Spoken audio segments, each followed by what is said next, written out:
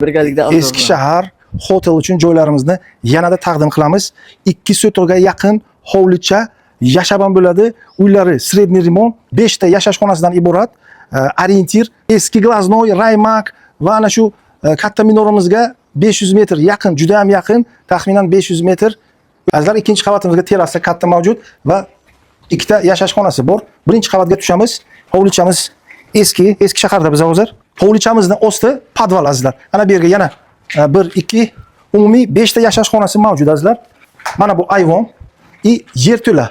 Mana bu joyni polni osti yerto'la. Eski xonachamiz, kirish joyi yana bu yerto'laga kirish. Xo'p, va ko'chamiz, fasadimiz. Mana bu ko'chamiz, darvozaxona.